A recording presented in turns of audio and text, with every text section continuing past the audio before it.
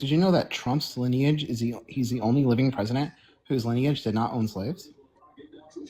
Who gives a shit? Oh, does that hurt your feelings? How bad does that hurt your feelings?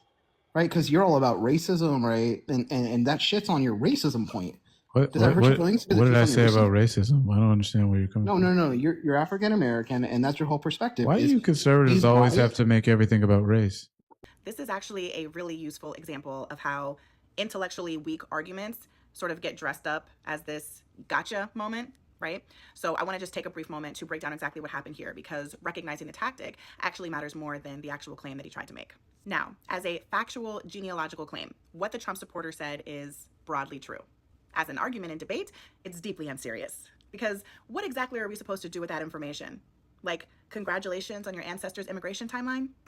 Now, Reuters did do a genealogical analysis back in 2023, and they found that every living US president, except for Donald Trump, had at least one direct ancestor who enslaved people. But, and this is where critical thinking comes in, people, that fact is almost entirely explained by the family's immigration timeline and not some moral superiority.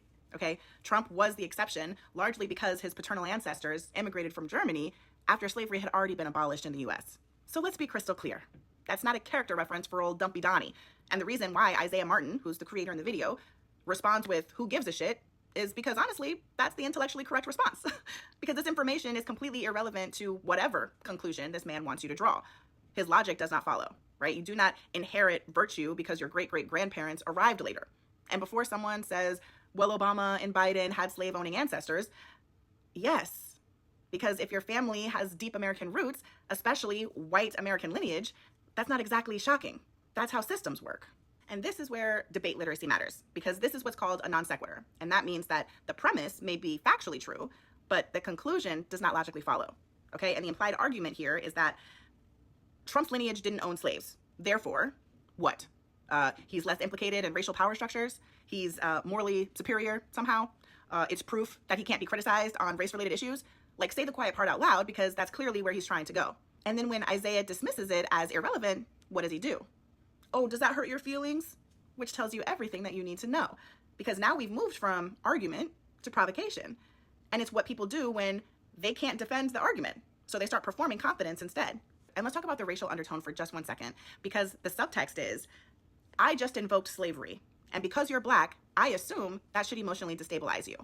And that's bait. And when it didn't land the first time, what did he do? He doubled down and he repeated it, because the goal wasn't about discussion. The goal was to provoke reaction that he could point to as proof that he had won, right? The strategy relied on emotional activation, not actual reasoning, because once he gets you reacting emotionally to the conversation, then it stops being about the quality of his argument, and instead it becomes about your reaction to it. That's a very common sleight of hand. Don't miss it. The truth is that people's criticism of Trump has never hinged on whether his ancestors owned slaves. It hinges on his conduct, his words, his actions, his policy choices, and the long documented pattern of racially inflammatory, misogynistic, and deeply divisive behavior that he personally engaged in. So bringing up his family tree here is really just a red herring, right? It was an attempt to distract from the actual conversation. Racial power structures are not measured by your family tree alone. A person can absolutely benefit from systems that they did not personally create. I mean, this is literally how systemic power works, because systems outlive the people who built them, and their effects extend far beyond the original architects. I mean, that is the conversation that serious adults are having.